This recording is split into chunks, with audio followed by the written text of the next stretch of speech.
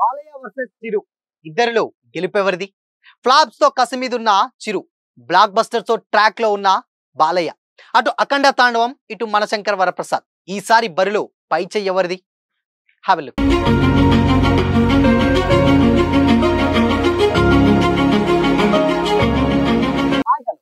Welcome to Disha TV.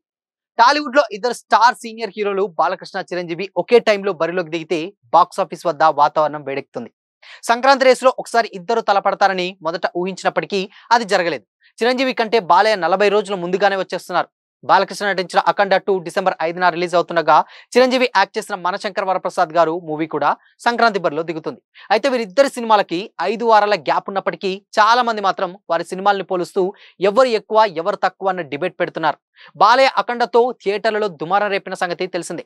Corona తర్వాత థియేటర్లలో సినిమాలు రిలీజ్ చేయడానికి భయపడే పరిస్థితుల్లో ధైర్యంగా అఖండాని రిలీజ్ చేసి హిట్ కొట్టారు. అలాంటి సినిమాకు సీక్వెల్ వస్తుందంటే ఫ్యాన్స్, ట్రేడ్ వర్గాలు భారీ అంచనాలు పెట్టుకోవడం జనరల్ గా సహజమే.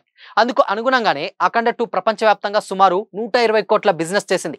ఇందులో నైజాం 42 కోట్లు, ఆంధ్ర 55 కోట్లు, రెస్ట్ ఆఫ్ ఇండియా 8 కోట్లు, ఓవర్సీస్ 15 కోట్లు అమ్ముడైనట్లు కూడా తెలుస్తుంది. అంటే సింగిల్ హీరో సినిమాలకు ఇది మంచి బిజినెస్ అన్నమాట.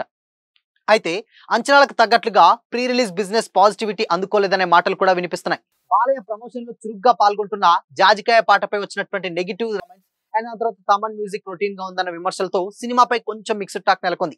ట్రైలర్ లో కూడా కొత్తదనం లేదనే కొందరైతే అభిప్రాయపడుతున్నారు. బట్ ఈ సిచ్యువేషన్స్ లో అఖండ 2 ఫస్ట్ డే నుంచే పాజిటివ్ బజ్ తెచ్చుకోకపోతే 120 కోట్లు రికవరీ కావడం కష్టమని కూడా ట్రేడ్ సర్కిల్ అంటున్నాయి.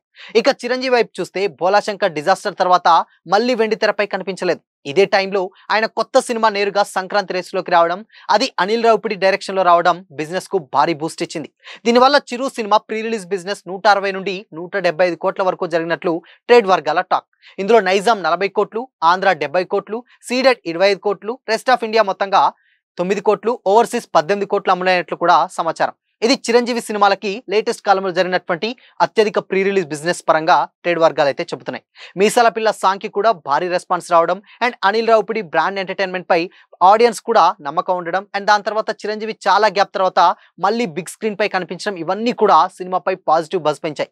ప్రమోషన్స్ విషయంలో కూడా అనిల్ చేస్తున్నటువంటి ఎగ్జైట్మెంట్ సోషల్ మీడియాలో వైరల్ అవుతూ సినిమా చుట్టూ చర్చ జరిగేలా చేస్తుంది. మొత్తం మీద ఈసారి ప్రీ రిలీజ్ బిజినెస్ విషయంలో కానీ అండ్ ప్రమోషన్స్ లో గానీ బాలకృష్ణ కంటే చిరంజీవి దూకుడు మీద ఉన్నారని కూడా ట్రేడ్ వర్గాలు అంటున్నాయి. ఇక బాక్స్ ఆఫీస్ వద్ద ఎవరు సత్తా చాటుతారో చూడాలి. ఎందుకంటే ఇద్దరు కూడా టాలీవుడ్ లో one of the main star heroes. So ఒకరి సినిమాకు ఒకరి సినిమా ఎప్పుడు కూడా బరిలో నిలుస్తూ ఉంటాయి అండ్ పోటీ తత్వం ఉంటూనే ఉంటుంది. బట్ అది ఫ్రెండ్లీ నేచర్ ఉంటుంది. కాకపోతే అఖండ మీద ఉన్నటువంటి బజ్ అండ్ ఇక్కడ అనిల్ రావిపూడి తీసేటువంటి మనశంకర్ వరప్రసాద్ మీద ఉన్నటువంటి బజ్ కూడా రెండు కూడా నెక్స్ట్ లెవెల్లో ఉన్నాయి.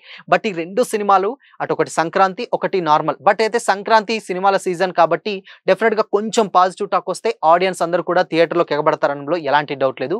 కాకపోతే ఇక్కడ సమస్యల్లో అఖండ తాండవంకి వచ్చింది. ఎందుకు అంటే అఖండ తాండవం డెఫినెట్ గా సినిమా డిసెంబర్ లో వస్తుంది కాబట్టి సినిమా బాగుంటేనే ఆడియన్స్ అందరూ థియేటర్స్ కి వస్తారు. కాబట్టి కొంచెం అది బాగుండడం కాదు, చాలా చాలా పాజిటివ్ టాక్ తెచ్చుకోవాలి. కొంచెం అటు ఇటు అయిందా for the first time Balakrishna చేస్తున్నటువంటి కెరీర్ లో పాన్ ఇండియా మూవీ కాబట్టి కొంచెం ఇబ్బందులు తలెత్తే ఛాన్స్ కూడా లేకపోలేదు.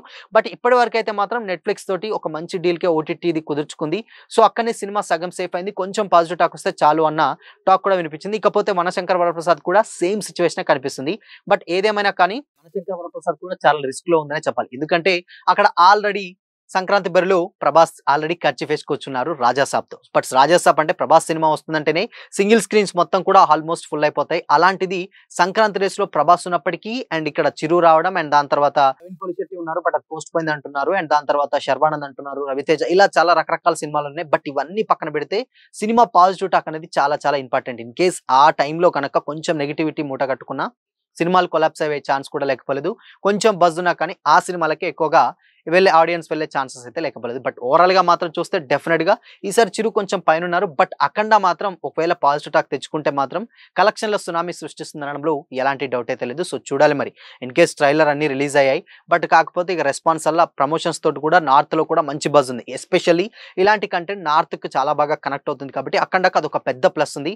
ఇక్కడ మనశంకర్ వరప్రసాద్ కి రీజనల్ ఫిల్మ్ అయినా కానీ సంక్రాంతికి ప్లస్ ఉంది. బట్ ఎట్లా చూసుకున్నా కానీ రెండు సినిమాలకి మంచి బజ్ తోటి అండ్ దాని తర్వాత సేఫ్ సైడ్ లో ఉన్నాయి కాబట్టి రెండు కూడా ఒక మంచి ట్రాక్ రికార్డ్స్ సాధిస్తాయని కూడా కొంతమంది అయితే కామెంట్ చేస్తున్నారు. సో మరి బాలయ్య అండ్ చిరు ఇద్దరు ఎవరు బాక్స్ ఆఫీస్ ని బద్దలు కొడతారనుకుంటున్నారు? మీ ఒపీనియన్ ని కామెంట్ చేసి చెప్పండి.